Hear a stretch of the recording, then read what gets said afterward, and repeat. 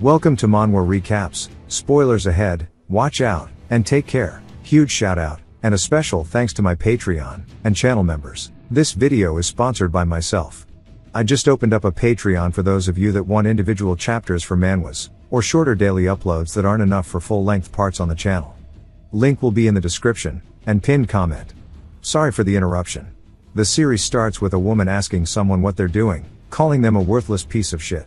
She tells them to hurry up, and steal the curse from Lord Arthur, and to do it now.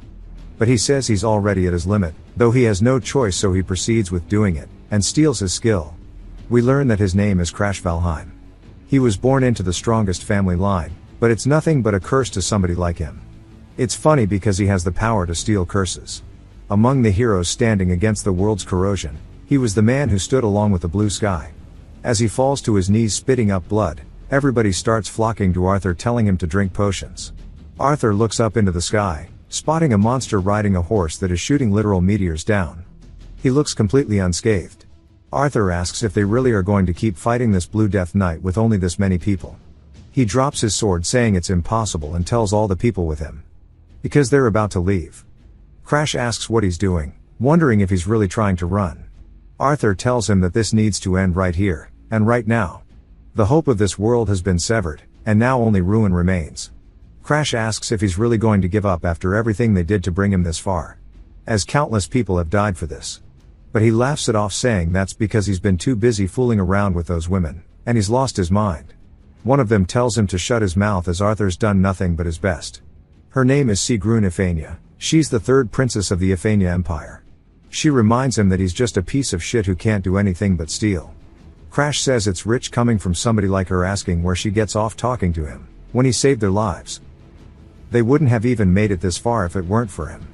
And maybe if somehow they've forgotten, he'll jog their memory. He'll start with Abella. She's the Red Witch at the Magic Tower. She's the one who said she couldn't use magic if she lost her voice, and begged him to steal her curses. He's the one suffering from them right now, and yet she attacked him when he went to get painkillers. Both then, and now her habit of looking down on people has not changed a single bit. And standing right next to her is the Empire's strongest spear, Mary Diana. She's an Imperial Knight of Iphania. Crash calls her a brainless idiot who charges in without having a single thought behind her eyes. Which makes her get hit with every curse imaginable, then always crawls to him, begging for him to take the pain away. But to top it all off, the princess calling him dogshit when he sacrificed his own eye for her is an insane take. It doesn't explain it, but I assume it was from a curse. Anyways, she targeted him back at the academy because he was just from the Starland Kingdom faction. Even after all of that bullying, she ridiculed him in front of the entire school just because of his family name of Valheim. He endured it all just to fix his eye. She did nothing but flame him when they were part of the same blue sky that was meant to save the world. All because he was from a different kingdom, and he had no combat talent. He's been cleaning up after their messes all the time, forced to wipe their asses. So what was the point of all of that? He doesn't care about the others in the end, but Arthur was meant to be the one to save the world. He watched Arthur stand at the front lines, and resolved to stay by his side until the end. So why is he the one giving up so easily now? Arthur says that he supposes he can tell him the truth now. Like he said, the world is finished, so he's going to redo everything from the beginning. Crash asks what he means by that. Arthur says this is not the first time he's witnessed the end of the world because his skill is none other than regression. Crash looks surprised, and Arthur says that now that he's acquired the technique for memory inheritance, he can return with his memories intact every time, but this doesn't apply to just him. Crash realizes that if all four of them start over with their experiences, that means the chances of preventing the next apocalypse are incredibly high. Arthur tells him that's the plan, and he's going to start over from the beginning with these three. Crash says surely he's not forgetting about him. Arthur grins before smiling, telling him that he's not actually needed. The truth is that his Black Hood skill is useful since he can steal even the most unbreakable curses. It is definitely usable, but what's the point of regressing with someone whose body and mind are already in tatters? What use would he even be? It's much more efficient to just pick up a fresh, clean version of him in the next world. Crash realizes that this isn't the first time, and he's been nothing but a consumable, and that this bastard intended to treat him as disposable from the start. Arthur tells him not to worry, as he'll make good use of him in the next world, and the one after that too, but they'll meet again. Crash stands there in disbelief as they start to run away. He tells them to wait, but deep down he always knew when they all stood by and ignored him. Even Arthur just watched. He knew that they didn't even see him as a comrade, and he yells, telling him to take him with him, but Arthur just laughs it off. Crash says that his consciousness is fading from the curses, and his life is going to end before this world even finishes falling apart, but he refuses to let it end like this. He says that his skill actually doesn't just work on curses, but skills too. He's never tried it on Arthur because his skill isn't as simple as a curse, but it's definitely worth a shot as he stretches his hand out in a last-ditch effort. He uses his Black Hood skill, and his target is none other than Arthur. As a demonic hand stretches out from his body, it flies towards him, and Crash, realizing it actually is working, tells Arthur to wait, as his regression skill gets yoinked by him. Arthur then asks if he really hasn't given up. Crash says that he knows he's experienced countless apocalypses, and every time as soon as he becomes useless he throws him away. He left him behind in a dying world probably an unimaginable amount of times, but this time he's going to be the one left behind. Arthur asks if he has finally lost his mind, and Crash smiles and points up at the Death Knight. Maybe he has, and he said himself that this world is headed for ruin. Arthur looks surprised, then going to use his skill, but it doesn't work as he tears up realizing what happened. Crash dies from the attack first, and says he'll be the one to save the next world. When he slowly opens his eyes, he stretches his hand out at his ceiling, and screams. We see his eyes actually look lively unlike previously, and he looks around saying that this is the house he lived in when he was a kid, as the skill actually succeeded. We learn more about world corrosion. It's a phenomenon where quite literally the world is eroded by another dimension. When it occurs, environmental changes follow, but worse, corrosion species invade from the other side. Among them, the ones that mimic human form are called world eaters. People considered them calamity-level entities, but people called the ones who stood against the world corrosion the blue sky, and we already know who it consists of. Crash was a part of it, with his body being only capable of stealing curses. He was treated as nothing but a vessel for said curses, and in the end was betrayed by his comrades. That it was a truly miserable life that he endured. Back to the present, he says it was just the dead of winter a moment ago, and now it's hot enough for him to sweat in his bedroom. If he is in the Green Pine Manor where he stayed as a child, then that last gamble using Black Hood on Arthur was entirely successful, and he starts laughing to himself out of how absurd it is. He then realizes something, asking how he actually was able to steal it. People tend to think that his skill is a skill that can be used without any restriction, but it has a flaw. It can steal a target's possession, only if the user unlocks the padlock generated upon activation. The padlock is generated based on the value assigned to the object by its owner. Even a stone picked up by the roadside, if the owner were to recognize it as precious, the difficulty would skyrocket, and he would have to transfer 99% of the world's wealth to himself to get it. For something like a unique skill, which the opponent usually values highly, the difficulty of stealing it should have been astronomically high. The higher the value, the more conditions, and the harder they are to clear. He wonders what the hell was going on in Arthur's head in the final moments. He knew that it activated, but he didn't see a padlock. The fact that there wasn't even a lock means that maybe he wanted to abandon his skill. Arthur is a man hailed as the hero king, yet for some reason he wanted to throw away the regression skill. But now that he thinks of it, sometimes he would show an utterly exhausted expression. He moved as if he merely was doing a chore. And if he was repeating the world's destruction again and again, maybe even he couldn't keep a sane mind. Perhaps for Arthur, regression was no different from a curse. And that might be why he tried to have his memories shared with the three of them, and have them regress together, while excluding him. But the fact that he was able to steal it means that the Arthur he knew, after having lost his regression skill, was left behind in the world on the brink of destruction, and clashed with the meteor shower, and died. That means that the Arthur he knew was genuinely dead. He took away the skill that he wanted to get rid of so badly, and probably he should be thanking him. He laughs, saying that he was always ostracized, as if taking on curses was something anyone can do. He never paid any attention to the comrades suffering in the shadows. But low-key serves them right. He calls him a piece of shit, but we see that he understands the weight that Arthur was carrying. Some time later, he heads to the hallway, saying that he is extremely small. Before leaving, he checked his reflection, and looks to be around 10 years old. His stature is very short. Though he has some muscles, it is the result of swinging a sword every day, trying to survive in the Valheim family, the strongest martial clan in the Starland Kingdom. If he is in the Green Pine Manor, then the proof ceremony at age 10 must have ended. The ceremony is a place to prove one's ability by revealing which god they contracted with, and what skill they were granted.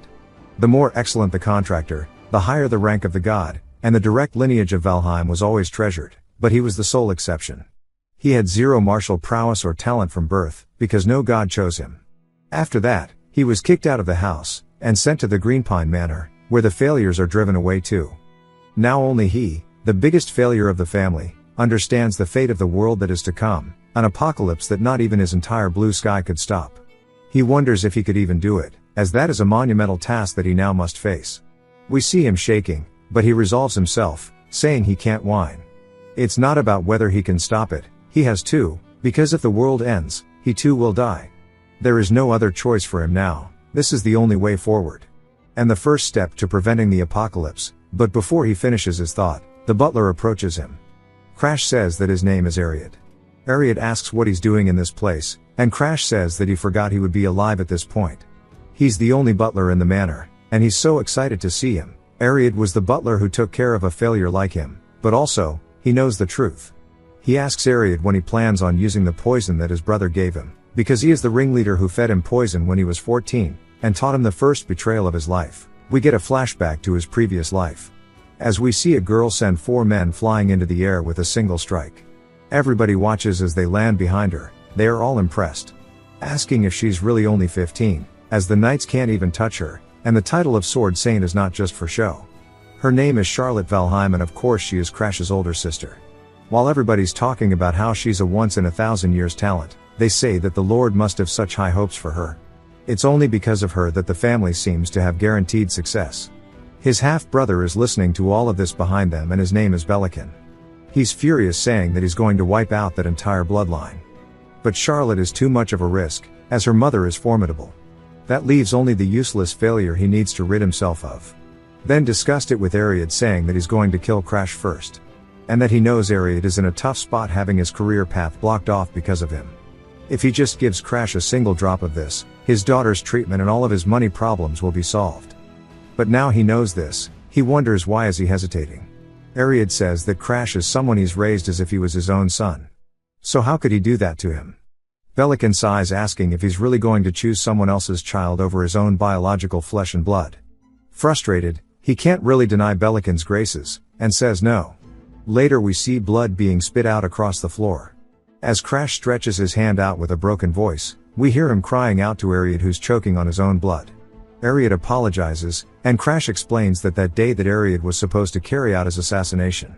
Unable to overcome his guilt, he took the poison stew that he was going to feed him, and ate it himself.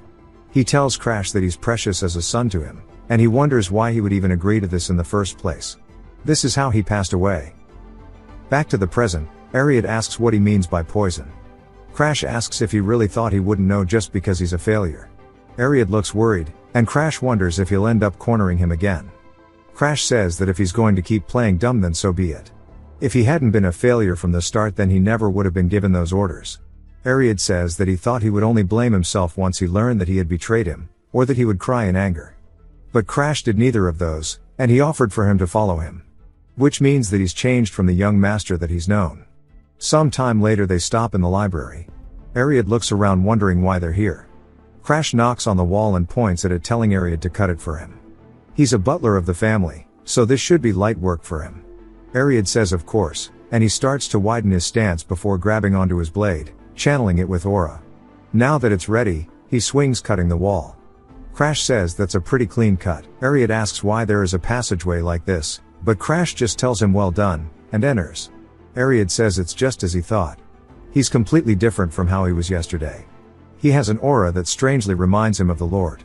So what the hell happened? Crash though says this is bringing back some memories. Back then it was after everything had been burned down. But this time he managed to get here before that happened. Ariad asks if he should cut the chains too, but Crash says he won't be able to. And it's time for him to test out his own strength as he uses his skill Black Hood. It starts to eat away at the lock until it snaps it, causing it to fall to the floor. As he takes the top portion of it, Ariad's in disbelief. Crash drops it, saying it's too heavy. And he's glad he's not rusty. Ariad asks if he's perhaps contracted with the god. Crash realizes that he made a mistake because he didn't contract to this point in time. He says it's some insignificant god. As for the library, he can report to the father if he wishes. Ariad looks surprised by this. He says until yesterday his eyes looked as if he had lost all reason to live. But he changed overnight through a contract with a god. So he must have obtained a powerful skill. After all, he shares the same blood as the greatest genius Valheim's produced, Charlotte, and even if he isn't quite on her level, he can't even tell where the new young master might land.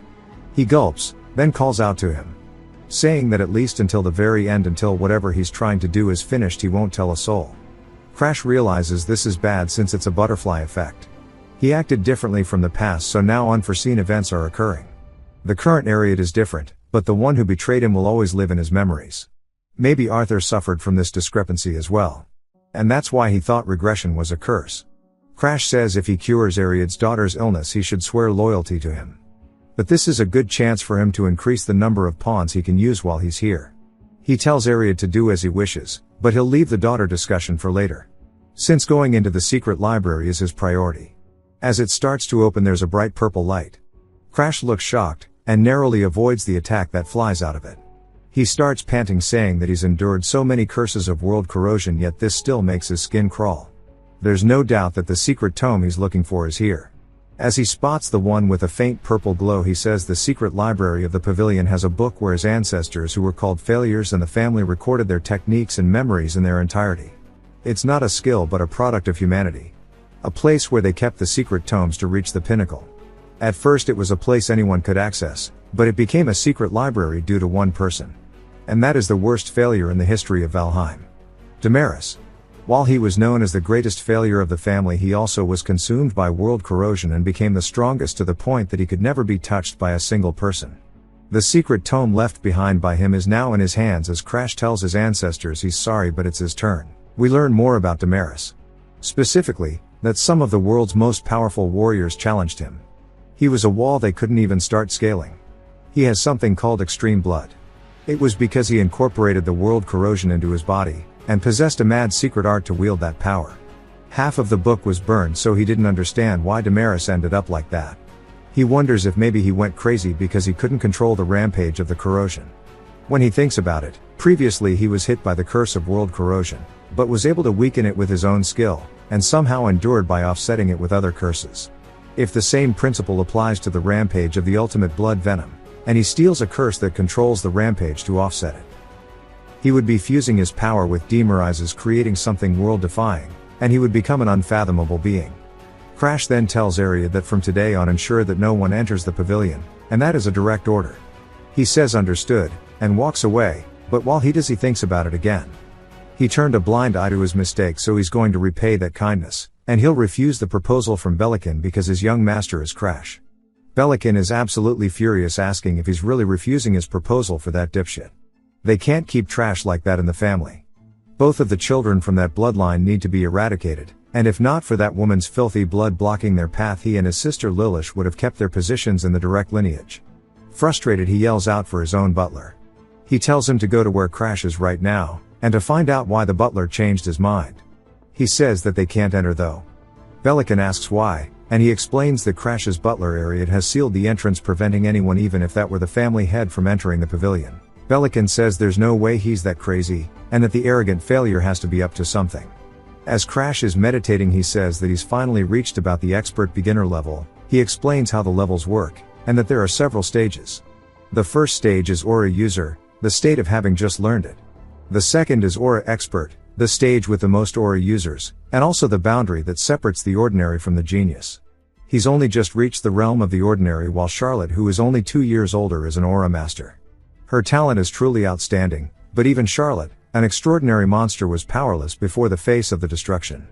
Compared to Charlotte, he's still just an expert beginner, so he doesn't truly know if he can save this world. He hears the voice of his past self saying that he won't know unless he tries it. There's no use debating. In the first place, they couldn't even use aura before the regression. Now it's different. Even if he cannot compete with Charlotte, he can grow if he has the secret art left behind by another failure just like them. He realizes that his self-doubt was unwarranted because he will most definitely become a being unlike he was previously. He exits as Ariad greets him, congratulating him on reaching the expert beginner stage. Crash says it's nothing much, but more importantly, why is he here? He says that his fiancée, Lady Bianca, has entered the pavilion. Crash is surprised, saying that Bianca has the title of White Demon. She's the ringleader who became a pawn of the World Eaters, and she tried to destroy the world. After she defeated one of the 10 heavenly strongest, she earned that nickname. Right now she's just the youngest daughter of the Harden Hearts family. It's nothing more than a political marriage. While her family are rulers of the North. While the Valheim family gets to dispose of a useless failure, they gain a connection with the strongest Marshall family. Both of them are being used for the convenience of their families, and he actually had business with her. We learn more about her. Bianca Harden Hearts is the youngest daughter of the Harden Hearts family, rulers of the North.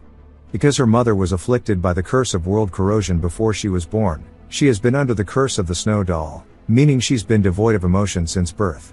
The curse, having reached her soul, cannot be broken by a dispeller, and she cannot make a contract with a god due to her corrupted body. She was treated as a cursed child, born in exchange for her mother's life. She was treated coldly within the Harden Hearts family. He says that he doesn't know if she hates him or not. As long as it doesn't hinder sealing her curse, it should be fine, because the snow doll is the curse needed for him to control the rampage of the ultimate blood venom. He tells Ariad it would be bad if she showed up in this outfit. Ariad says exactly, so he's already prepared to change her clothes. Crash thanks him, telling Ariad to show her inside, and ask her to wait. We learn that 5 months ago, he slapped her hand away, ordering her to leave. She's only interested in his family's power anyways, so she should stop acting like his fiancée. And then he slammed the door after kicking her out. She never really wanted to come here, and her father says that the only way for the Harden Hearts family to survive is to rely on the Valheims. Her sister agrees, saying that she has a pretty face, if nothing else, so surely she can win over the youngest. She clearly didn't want to do it, but all of her family members pressured, and forced her into taking on the role of his fiancée. She says even without emotions, she can still judge right from wrong. She says if she hadn't been forced into a political marriage, some foul-mouthed, pessimistic loser like him would never get close to her, as she would reject him at first sight. The flashback ends with Crash saying that he's sorry. He can't believe they served such hot tea to someone with a sensitive tongue like herself. And he'll have a word with the maid later about this. She just seems confused. Also, for some reason he's covered in scratches. He says that since the weather is nice, they should take a walk in the garden, as there should be plenty of flowers that don't grow in the north. He tells Ariad to bring some macadamia cookies out to the garden. He says certainly as Crash leads her out, he says it must have been tough coming all the way here. She says that since they are engaged, opportunities to meet like this are necessary. He asks if that's the case. Saying that for a fiancé, she sounds like she's talking to a superior officer rather than her betrothed. Still confused, she says that something is wrong. When they met before, his eyes looked a lot more dead and depressed. But today he's like a different person. Besides the fact that she likes macadamia cookies, it's not something she's ever told him. Now that they're outside, she asks if he really is Crash or not. He stares at her, and realizes that he might have been acting way differently than how he used to be as he starts to release killing intent. This surprises her, and she apologizes, saying that was uncalled for. He says that wasn't his intention. His memories from this time are fuzzy, so he can't recall how he used to treat her. But the one thing he does remember is that just this expression of hers is something she wore on the day that she met her end in the front of the North Sea Ice Manor. He says for now he'll try to talk his way out of this. He says she would be right to think he is different, as he recently formed a contract with a certain god. She says that it could explain his personality change, congratulating him. He says that there's something he wants to propose to her. She asks what it is. Because if he made a contract with a god, what would he want out of her? She bluntly asks if the engagement is off, and he asks why she would even think that. He says he gets not wanting to marry someone like himself. She says that he's back to being self-deprecating again, but also wonders why his self-esteem is so low when he's a Valheim. She sighs, reminding him that she is his fiancée, and that is not going to change. He wonders when the last time he heard words free of lies were. He tells her that he'll get back to the main topic. With his awakened ability, he would like to take her snow doll curse. She finds it surprising since even famous curse breakers couldn't lift it. She then asks if he intends on taking it upon himself. He says he wants to use it. She knows that he is treated as a failure, and if that's the case, there must be a rift between him and the direct lineage. Maybe he's just tired of all of that to the point where he wants to erase his emotions entirely, and she wonders if this is what they call an illness of the heart. A mental mage she once knew said that when a person reaches their mental limit, they fall prey to the sickness of the heart. If one succumbs to that illness, they might take their own life, or suddenly become kind as if they were a completely different person. But that is a very dangerous moment. Such behaviors are signals warning of their impending end. If someone close to her ever becomes like that, she has to stay by their side. She grabs his hand, saying that it will be alright as she knows he can overcome this. He just needs to control his emotions without relying on the curse. He tells her that he thinks there's a misunderstanding, but she says that she'll be coming to see him often from now on, and she's sure if she asks her father she can live nearby. He's confused, saying that he thought maybe she hated him, since she never wanted this engagement. She says even if that were true, she can't abandon someone standing at the precipice.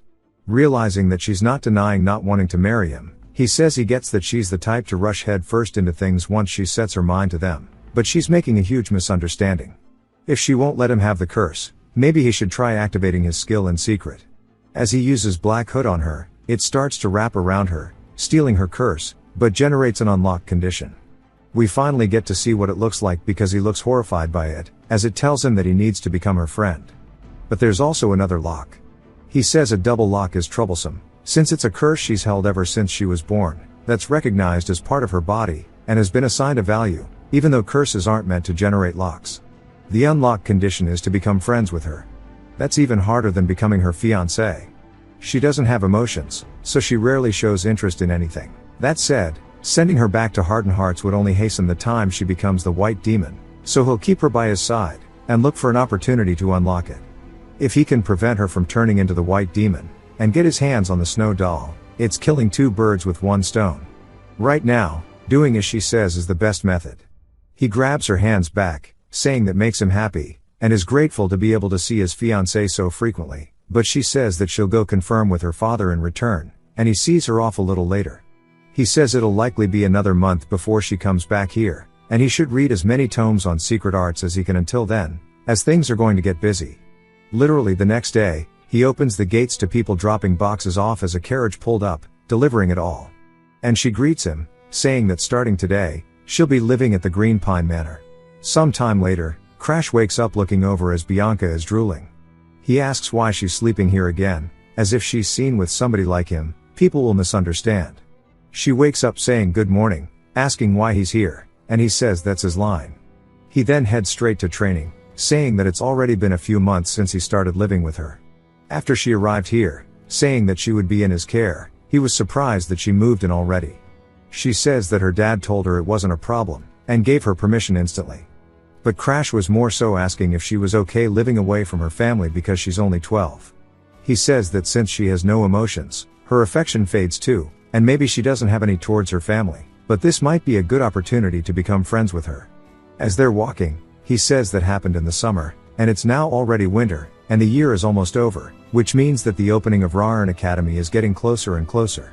He explains that Ra'urn Academy is an academy established by the 4 great kingdoms in the Empire working together to train those who can oppose the world corrosion. Those between the ages of 15 and 20 can attend. Before his regression, it was an academy that produced numerous members of Blue Sky who possessed cheat-level skills, and it's all because of those bastards that he suffered. But now he knows their weakness better than anyone, which means he might be able to steal their skills too. The plan is to steal every one of their skills once he enters the academy. He'll be turning 14 next year, so he has a year to spare before enrollment, so he needs to get as strong as possible by then, but the problem is he's starting to hit the limits of his talent. With just the secret tome, the beginner level of expert entry is his limit. To overcome this wall, he has no choice but to steal her curse as soon as possible, and learn to use the ultimate blood venom. He exits the training room asking her if she was really waiting again today. She says of course she can't leave him alone. He says that she's been following him around like a baby bird ever since the summer. He wonders when she'll start seeing him as a friend. He says that maybe they should go out, and play or something. Ariad tells him that an invitation has arrived from the Star Sanctuary. It is a party for minors in the Kingdom of Starland held once a year. Most people attend as it's a place where they socialize and expand their connections.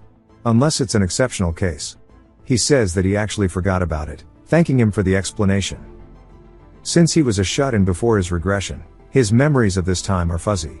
He knows that Guy will probably show up too, of course he doesn't say who, so if he attends he will be able to keep his promise to Ariad. That way he won't do anything rash ever again. He tells Ariad that he'll attend. Bianca says she's going too. Ariad says understood, and walks away. Bianca says that the participants of the Star Sanctuary will likely try to criticize him. He says that she's right. He doesn't know what they'll say to her either, so maybe it's better if she doesn't go. She says that she needs to, because it's a fiancé's duty to protect their partner. He pats her head, saying that he's not asking as a fiancé, but for her honest feelings. She says that he is showing that sympathetic expression again. For the past few months, he has been unnaturally kind to her. Almost every day. She says that it's warm.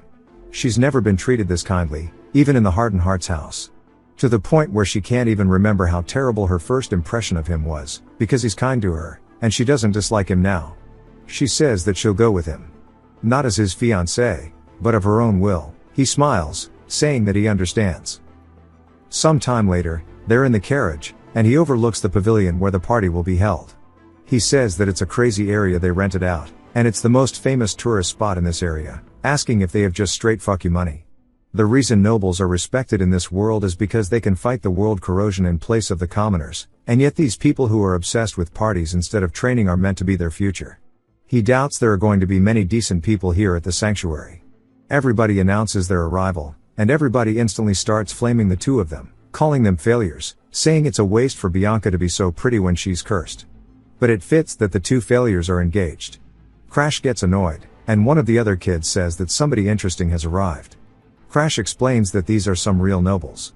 Those who would later join the Blue Sky. The tiger boy is named Barack Hogma. That's his real name, Barack. That's crazy. Maybe he'll run for president. There is the magpie, Elfin Amelia, and the wooden bow, Annex Glazer. These three would come to be known as the three heroes of Starlin. The reason they're showing interest in him is more likely than not because of Charlotte.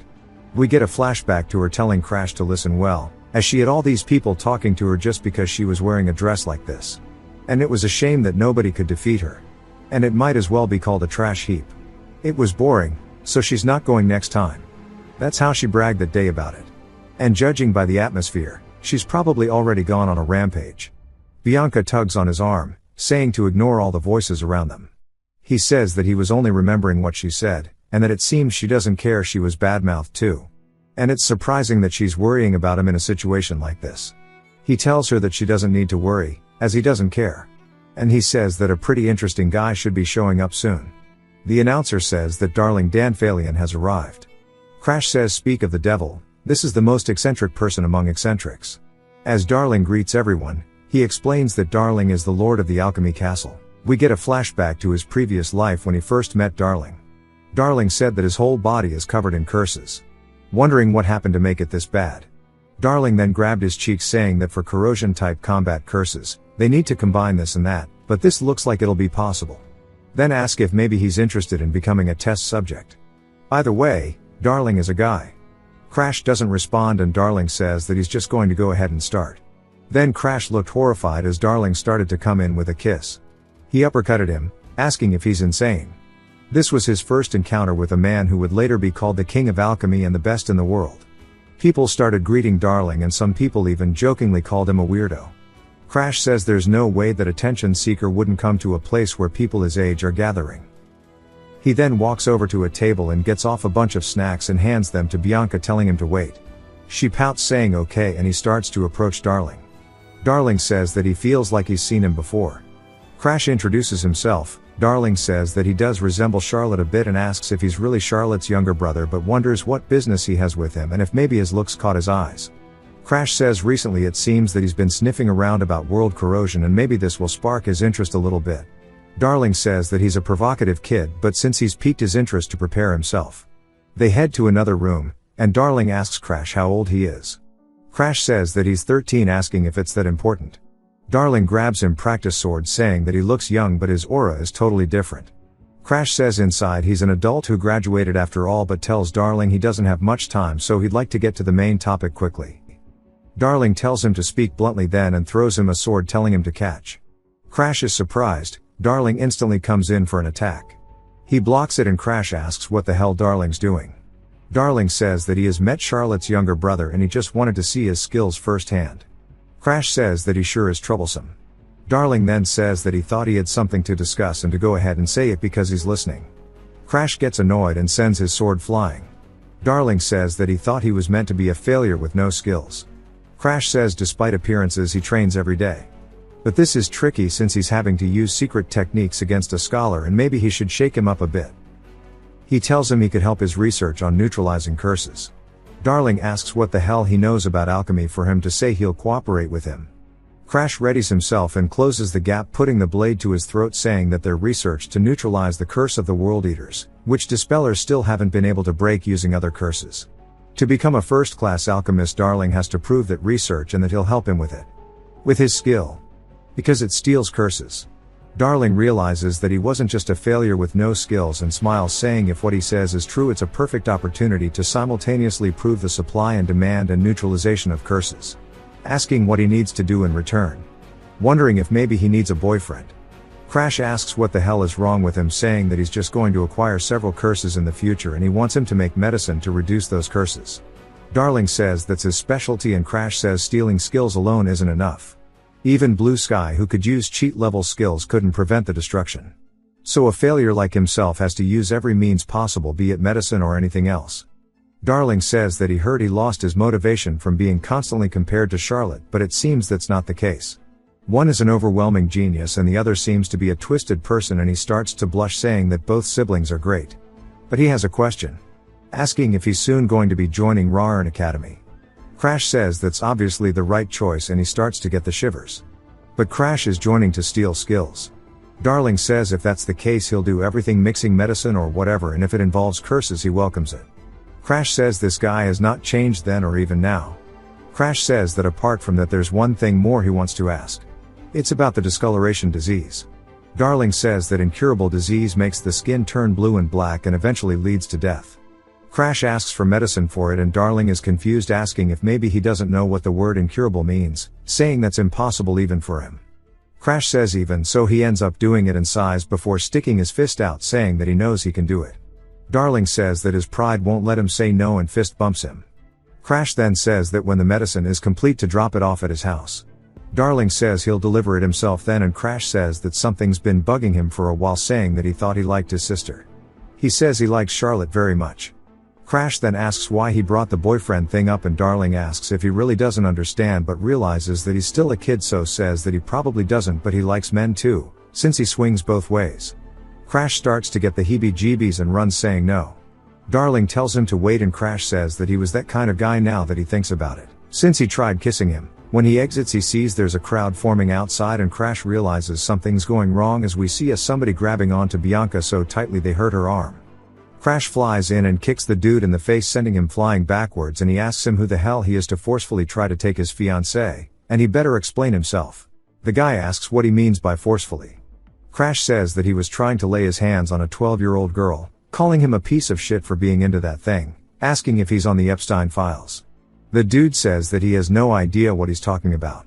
He was only following Princess Claudia's orders. Crash asks if he means Claudia Starlin. He says that's right. He was told to bring her back, but Bianca said she wouldn't move. He had no choice but to drag her like that. It was a royal command. Crash says that she is the youngest daughter of the Harden Hearts family, the rulers of the North, but because of the curse, her reputation among the nobles is low. Why would the princess, who has always been a loyal subject, go out of her way to summon her? Something isn't right, and there might be some sort of connection that he didn't put together until he does, and realizes that it's because of Annex. He gets annoyed, saying that he used to follow his sister so persistently, but after he was defeated at the Holy Land of Stars, even though he hated Charlotte, he couldn't let go of his admiration. In the end, he became twisted, and since he couldn't beat Charlotte with his own power, he set his sights on him, her younger brother. He sighs because they are forcing Bianca into this, and agrees to go, but says he is going to see Annex instead of Claudia. He asks why he's going to see Annex, and Crash says even though he serves the princess, he doesn't know who ordered him to do this, and that he must have picked up some bad habits, and he grabs Bianca's hand, saying it's time to go. They make their way down the hallway, and he wonders why Bianca refused to go. He could guess the mastermind because he's lived through this before, but at 12 years old she shouldn't have been able to grasp the situation, so why did she ignore a princess's orders? Crash then asks her why she didn't, and she says it's because he told her to wait. He's surprised, and smiles, and pats her head, telling her she did a good job. As he continues down the hallway, he runs into Barack, who wakes up from a nap, asking if he actually came. He says that he's here to see Annex. Barack says that Annex said to let Crash in once he arrived. Crash says that he might end up having to fight him, and he's low-key glad that Annex gave him the order to let him in. Barack says that he was actually curious about him as he wants to have a match. Crash says that it's going to end up like this after all, but tells him fighting is forbidden in the Holy Land of Stars. Barack says that he fought Charlotte, and it would be fun if he fights him too. Crash says that he did hear that Barack fought against his sister, and lasted longer than Annex did. Even if they are both experts, Barack's level is slightly higher, but his battle sense is so unpredictable that he can't read his next move. Before he meets Annex, he'd like to avoid fighting him, but looking at his eyes, he's not going to give up. He clenches his fist, and agrees. Barack goes for the first strike, which gets dodged underneath. Crash returns with a counter, but Barack cartwheels backwards, and evades it. But Crash expects it as such, and kicks him while he's mid-cartwheel, and then quickly runs over, hitting him with a 1-inch punch straight to his gut. Barack starts to cough up on the floor, and Crash sighs. Barack calls him merciless, and Crash says he's the one who challenged him. Barack says still, he wants to go get his weapons, and do it again.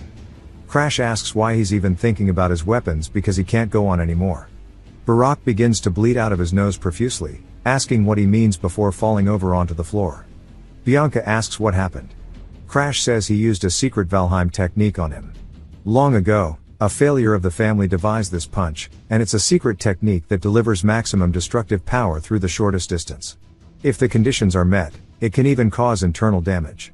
Before he returned to the past, it was the only technique he could salvage from the burning manor. Thanks to this, he survived countless life or death situations. He used his best technique so he won't be getting up for a while, but now they can move on. Once the door opens, we see both Annex and Elfin quickly runs over to Barack. Annex says that it's hilarious that he actually defeated Barack, and Crash says that he just wants to know why he used the second princess to lure him here, and that he's been standing here precisely for him to fight Barack in the first place. Annex asks how he realized it, saying that he's different from what he heard, and maybe the rumors were fake. Crash says he knows he's the one who spread the rumor that he was a failure. However, if he loses to him today, the rumors are going to change a bit from now on, because he's going to steal his skill. Annex stares at him wondering if maybe he's slow, but Crash says that he's been together with Annex all the way to the graduation of the Blue Sky. He was a former friend since they spent a long time together. He knows him well. For example, the fact that he only stayed with him as a friend because he was useful to him, and that usefulness was the worst possible reason. As we get a flashback to everybody else being taken out, Crash is yelling telling Annex to help him, but Annex says if they find out that falling into the trap was his fault he'll lose his place as a member in the Blue Sky, but if he survives alone no one will ever know about this. Crash asks if he thinks it's that easy. The internal power struggles are already fierce enough as is, he's gonna get kicked out once they blame him for everybody's death. He laughs saying that it's fine because he's gonna blame it on him anyways. He's hated by everyone around, and it'll turn into a huge problem, but it'll end up covering the entire incident, and he thanks him for being his friend until the very end. Crash says that he never once thought of him as a friend, and he knows this. He was only with him from the start because he was after Charlotte, and today he was spaced out the whole time just because Charlotte is getting married, and that's why they ended up in this mess. Annex says that's exactly why he hates him. He has no talent yet his intuition is sharp, and he's always just trying to trip him up, and that part of him is something that he fucking hates, but since Charlotte's getting married this relationship ends today too, but this is probably for the best.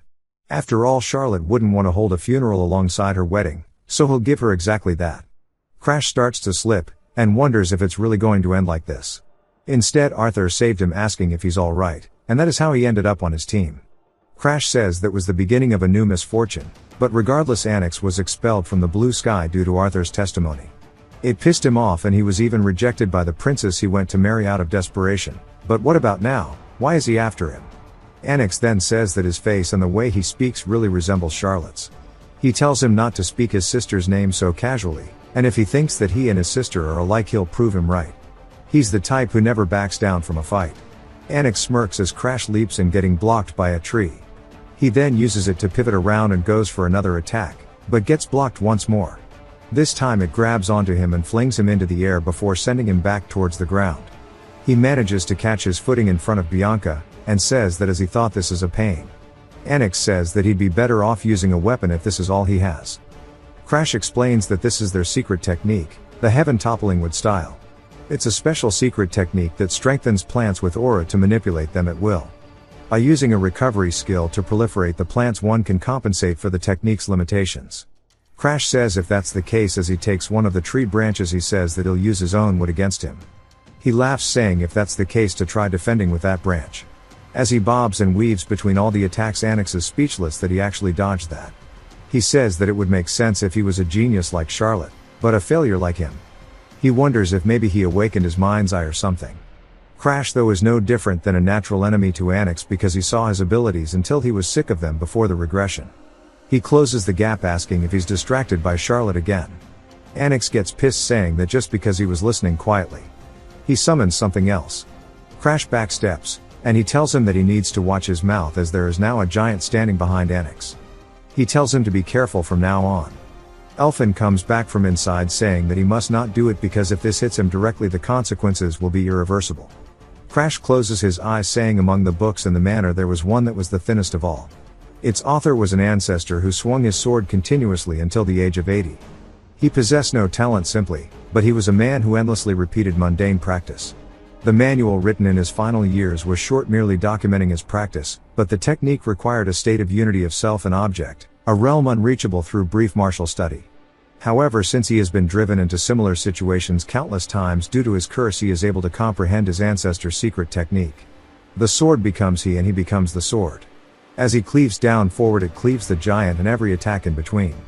Crash says that this is a truly simple truth. After his sword breaks, everybody stares in disbelief. Bianca's unfazed because of course she has no emotions. Amidst the dust, Crash tells him that he better not get cocky ever again and drops the stick on the ground asking him if he understands now. Annex drops to his knees, and Crash sits there panting, saying that he planned to hold back just enough to make it easy to steal the skill, but because he put everything into that one strike, he can't move a muscle. He can't even get a word out as he begins shaking. Bianca quickly runs up behind him and hugs him, saying she'll support him. Then she gives him too strong of a hug. Darling runs over, saying at this rate he's going to die, and he'll handle it. We then see Darling carrying him on his back, and everybody wonders what happened until somebody spreads the rumor about him defeating Annex. Darling says that it didn't take long for it to catch fire. And he didn't plan on anything like this happening, but this kid's going to be a celebrity when he wakes up. And besides, Annex's expression just now is really bothering him. He heads outside, telling Crash that he's not allowed to die until he cooperates with his research. Some time later, Crash is training back at the manor. He says it's been a week since he returned from the banquet, and he's finally fully recovered from that moment. And if he had used it continuously to corner him until the end, he would have been in a worse shape than Annex. He was unconscious the entire way home, but if he didn't lose consciousness then, he could have at least finished their preparations to steal his skill. He had two ways in mind to do it, the standard method of unlocking the padlocks, and the method of inducing the opponent to lower the value they place on their skill. And the one that he intended to use on Annex was the latter. The method is characterized by being easy to execute, and if you can overwhelmingly defeat your opponent, and the fact that he defeated his ultimate move in a single strike, the doubt should spread like ripples. By losing to a failure he looked down upon, he will begin to doubt the value of his own skill. Even if it takes time, his skill will be his eventually, and that's why for the remaining 1 year until the academy, he's going to spend every single day training to surpass the geniuses. Ariad knocks on the door telling him that Belican has arrived at the pavilion. Crash says that he guesses he's run out of patience. Ariad says he's refused his message 22 times already, and Crash says that they should just let him in because they can't push it any further. Ariad says sure, and Bianca brings him some water. He notices her keeping her distance and asks what's wrong. She says that he reeks. He wonders if that is really the case. He says that maybe his nose is blind to it because he's used to the smell of corrosion from his previous life. Bianca tells him that he should take a shower before meeting Belican, but Crash says no. He's just going to move around again after he leaves anyways. Bianca then tells him to stay away, and he asks if she is really giving orders to her fiancé. He tells her that she's grown up, and she starts to run away saying that she needs to get away from his stench. He says that her reactions are cute, so he can't help but tease her. His acquaintances from before the regression would be staring at him with cold eyes, and he starts to have some schizophrenia with Arthur asking if he's already gone soft from peace, and if he thinks that he can prevent the destruction of the world like this. Crash says he hates to admit it, but except for that final moment Arthur was a hero who always stood at the front without ever letting his guard down. He wonders where he is in this life, and what he's doing right now. Belican appears saying that for him to be flirting with his fiancée it seems that he's having a lot of fun. Crash says everyone needs a breather once in a while. Belican's caught off guard because usually Crash is too afraid to make eye contact, and maybe the rumors of him beating Annex were true. Crash says he must have been busy, yet he had the time to come all the way here to the pavilion. Belican asks what he means by busy, and Crash says he heard that the Rarn Academy decides admissions by exam regardless of status. Which means that he should be preparing for that. Belican asks if he's really provoking him, and laughs nervously. He says that even the strongest empire in the world is afraid of their family, and hasn't dared to strike the kingdom as their family is on an entirely different level compared to the other noble houses, and as for him he is a genuine direct descendant. And he shouldn't get cocky telling somebody like him to prepare for the academy exam just because he beat Annex. He says that's a funny joke, but he supposes it's only natural for a commoner to worry about whether they can get into the academy. Crash says that he guesses so, even though he's not a commoner. Belican wonders why he's so arrogant. He tells him the reason he came today is to deliver an order as they're going to prevent the world conquest that occurred at Mount Gurayak. Crash says that family missions aren't meant to be mandatory until he's 15. Belican tells him not to worry as he'll be accompanying him as a guardian, and surely his younger brother who supposedly beat Annex isn't getting cold feet over something like this. Crash says that he knows he's just trying to keep him in check, but agrees. He's more used to world conquest than he is a peaceful daily life. And whether this is his trap or not, he has a plan to get out. Bianca asks where he's going, and he says that he'll be away for a while regarding the conquest, and not to follow him. She asks if she isn't going, but also finds it weird that a 13-year-old has to go stop it in the first place. Crash looks surprised, while Belican gets frustrated. He goes to insult her, but Crash reminds him that she is his fiancée, and that his older brother surely won't take the words of a 12-year-old seriously. He glares at him, and Belican grits his teeth out of frustration, and walks away. Crash tells her she did a good job, but she says she didn't do anything. He says if she's not aware of it that's fine, but she just tells him not to collapse again, and he says that he has to get going for now. We learn more about world corrosion. It's a phenomenon where their world is literally corroded by another one, which we knew, but he explains how sometimes species will appear, not the world eaters, but it will cause environmental changes, and if the corrosion progresses further, the area itself will slowly be transformed into another world. As we see that a swamp has now formed on Mount Gurayak, Belican says that it was opened as a 3-star corrosion, asking if the purification squad said anything. His man says that it would begin their work as soon as the master is dealt with. Crash says that a 3-star is a level that an expert rank mid-tier Night Order could handle without issue. Besides, Belican may look like this, but he's a high-tier expert rank. He should be able to defeat the master of this zone with no issue. He approaches Crash, saying that he brought him here to give him an expert rank low tier some experience. Crash decides to play along, but in reality, wonders who he thinks he's talking to. The only reason he followed him, who is trying to pressure him, is for one thing only, it's to test a temporary solution for his rampage. As they start fighting the other world bugs, he sees some of them tired, and one of them tells the other guy to check it out. Crash is telling them all that this beast has no head, but it has teeth, and if you get bitten it will swell up, so to make sure that you cover your entire body in aura. They're all amazed, asking if he's perhaps experienced world corrosion before. He says he's only 13, it would be stranger if he had a chance to get near a site like this to begin with. They all say it's true. And Belican says that for a failure he's so composed. And when he came to his first corrosion zone at 15, his pride was torn to shreds. So how can he afford to give advice to the knights, and this is completely different. But inhales copium telling himself to stop comparing. Belican tightens his sword and runs off, saying that this is just a hypothesis, but if Crash grows up to be like Charlotte, and surpasses him, he's going to end up becoming the failure of the family. Crash runs over calling out to him, but Belican says that they'll be arriving at the master's location soon, and he's in luck as this is easier than his first time. It looks like there are no other corroded species here besides the master too. Crash says that's even more reason for them to be on their guard. It means that there's a 3-star master capable of maintaining the corrosion all on its own. Belican tells his men not to get scared, and they can't be shaken by a child's word, and it's just a 3-star, so they can finish it, and head back quickly.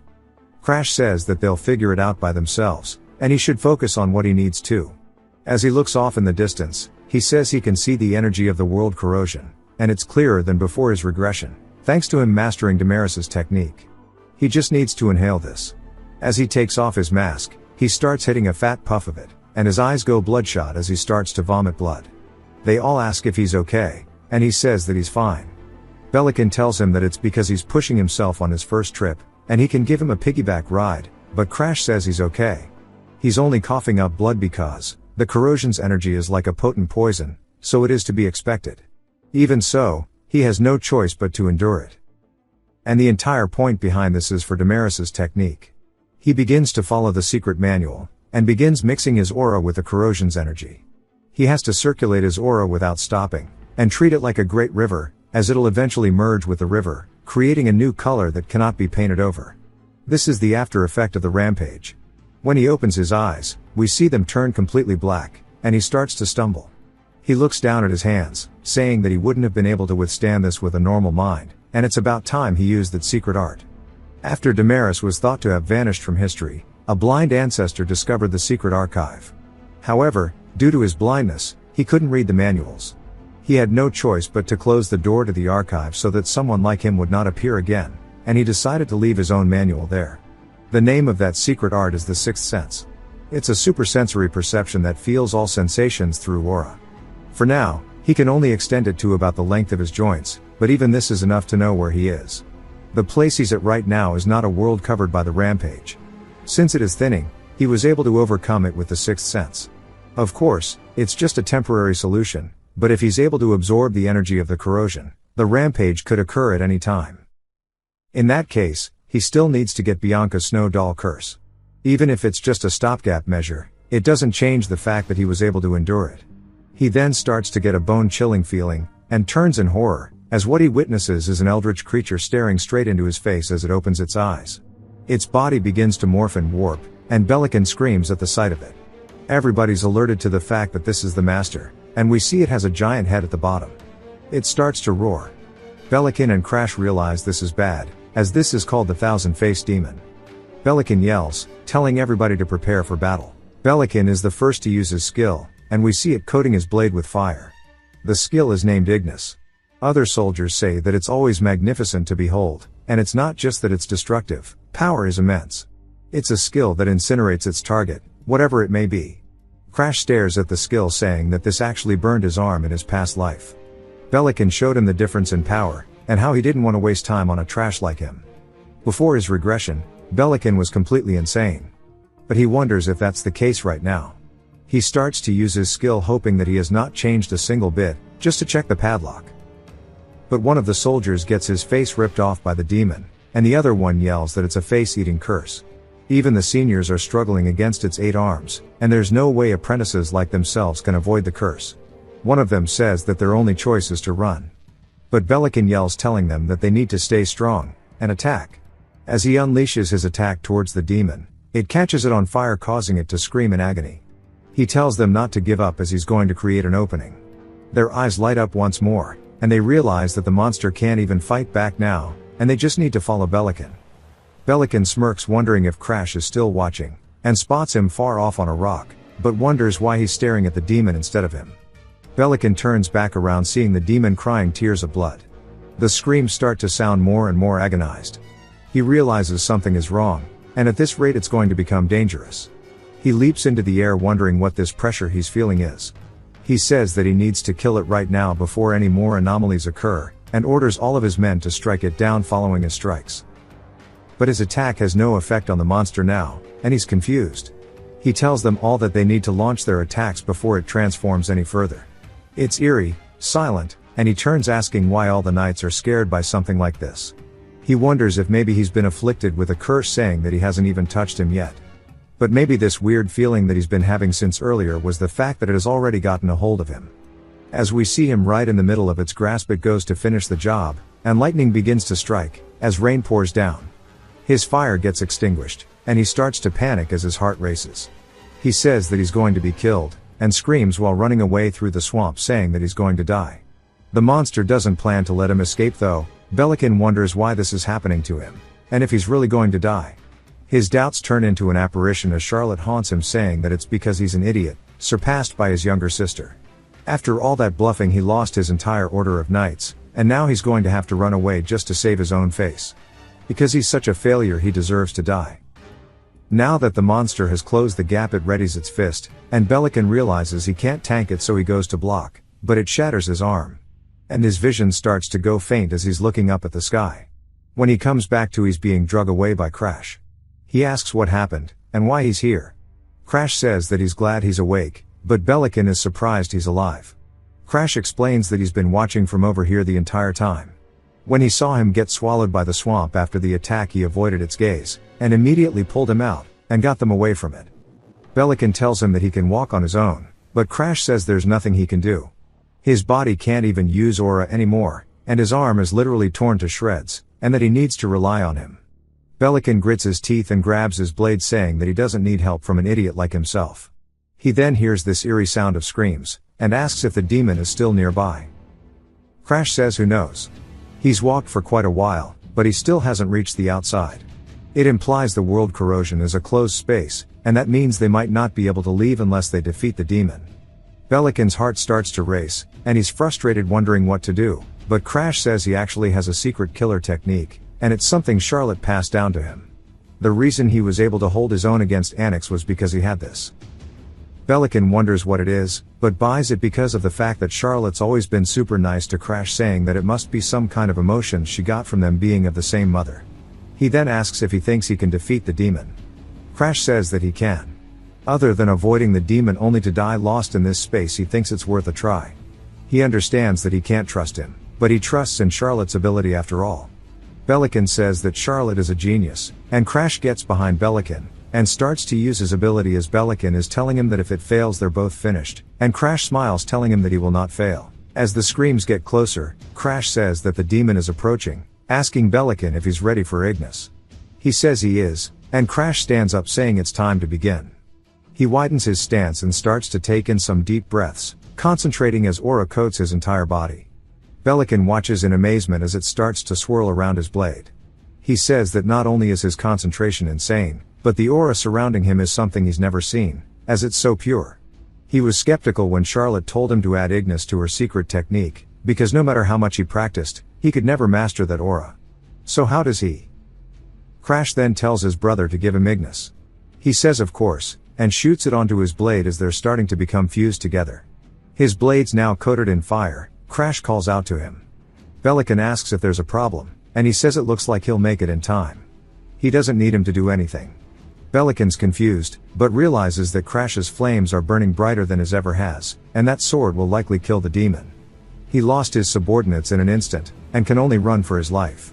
If Crash defeats the demon, it means that he's weaker than that good for nothing. As Crash strikes upwards, cleaving the monster into two with a single strike, all of Belican's inferiority starts raining in on him as he watches the monster's two halves burn to ash. Instantly the world corrosion starts to lighten up, and Crash tells him that it's now finally over. Belican asks how he did it so easily, and tightens the grip on his blade, and tells him to die as he comes in for a surprise attack. But he's the one confused, asking why he can't use Ignis. Crash says that he's grateful that he's exactly the same as he was previously. The conditions for the padlock was first giving part of Ignis to the opponent, the second was recognizing that the opponent handles it better than he does, and finally the collapse of pride. In the moment that he unleashed that strike, Ignis became his. As he cleaves his brother down, he screams while burning. Crash cuts off a piece of his burning flesh and puts it at the tip of his blade. He tells his brother that it would be nice if they could get along, but no matter how hard he tried, that never came true. It's all because of his clear hostility, as he starts to feed him to himself. He says since they were brothers he had a slight hope that he would acknowledge him this time, but fortunately, that never happened. As he forces him to eat his own flesh, Crash asks if it hurts, saying that he writhed in pain like this when he burned his arms and face previously. As his feet kick in the air, Crash watches until he eventually goes motionless, saying that this weather is ironically really nice. Back at the main house, they are alerted of Belican's night order being wiped out, and that the erosion was upgraded to 5 stars. Apparently it was a rule that a spur class had to respond, and if Belican had not sacrificed, Crash wouldn't have made it safely either. Belican's butler asks how that good-for-nothing survived. The head butler of the family tells him to watch his mouth, as that is the brother Belican gave his life to protect, and he shouldn't let his honorable death be in vain. Crash says that they seem to believe his testimony, so he doesn't need to worry about this anymore. Thanks to Belican, he gained many results in this expedition. He's confirmed that he can control the rampages caused to some extent with Sixth Sense, and he's become able to use Damaris's technique. Also through Ignis, he can create black flames.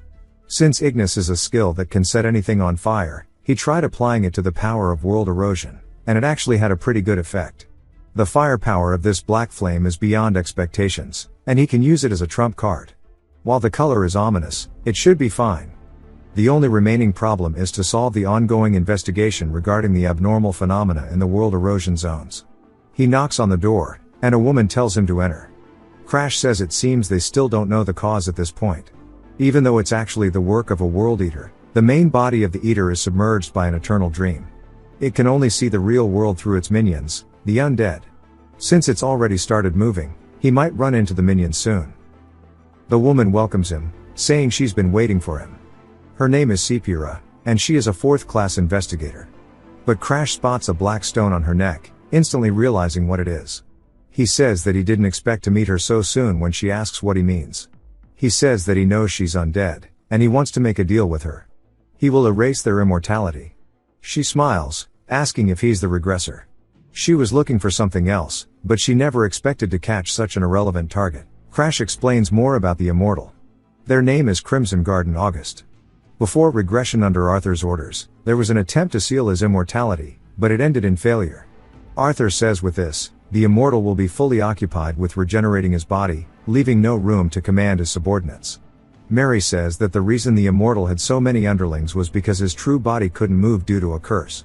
Somehow that almost makes her feel sorry for him. Sigrun asks what part of that is pitiful. He's caused them nothing but trouble, and that she shouldn't try to act innocent. Mary says that wasn't her intention, and Arthur says that this settles the immortal issue, and they should not be arguing. But that's unfortunate for Crash that he couldn't steal immortality. Crash says that's true. Even if he were reborn, it would be impossible, because it was an absolutely impossible condition in the first place, as it was that he needs to be stronger than the immortal. That's when August asks if he was a regressor. Crash asks what makes them think that he is one. August says that the moment a mere child dared to propose such a bold deal to him, it could only mean he is one. He's a regressor trapped in the gears of time, and yet he claims that he can kill someone like him, a being who transcends time itself. And that's such an obvious lie.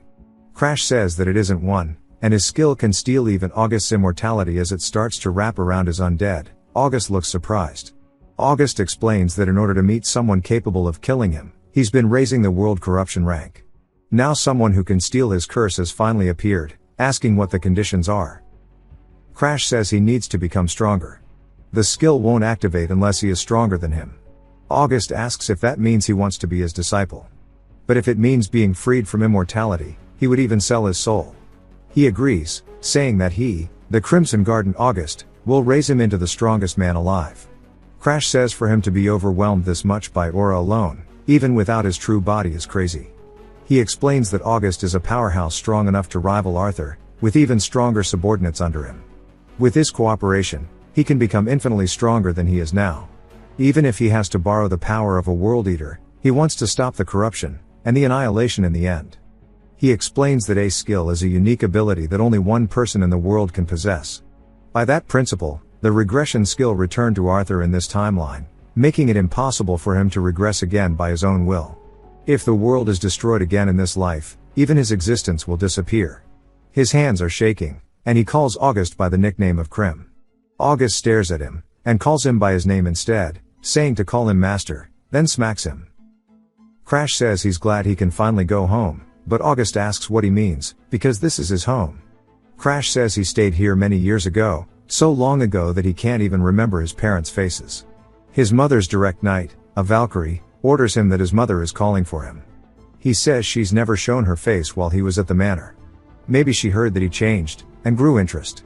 The Valkyrie also tells him that when the head of the house returns from the Forbidden Domain, he wishes to meet him as well. Crash is surprised, saying that his father has reached the realm of a demigod. Perhaps he sensed something about him through the stars. The Valkyrie says therefore, Lady Arya instructed him that he should remain at the house until then. Crash says Bianca is waiting for him, and he has tons of things to do, so he can't waste time here. He asks if staying overnight is his father's order, and if not, he'll be heading back for now. He'll come again when his father contacts him, or if his father wants to come see him himself. As he heads out on the carriage ride, he wonders if he's finally free, because he doesn't want to go back for a while. August has now taken the form of a bird, telling him to open the door at once. Crash says the bird's color stands out too much, and August says he can change his colors at will. Now he is black just like a crow, and now he's as black as his eyes. Crash gets annoyed, asking why he's not using his real body.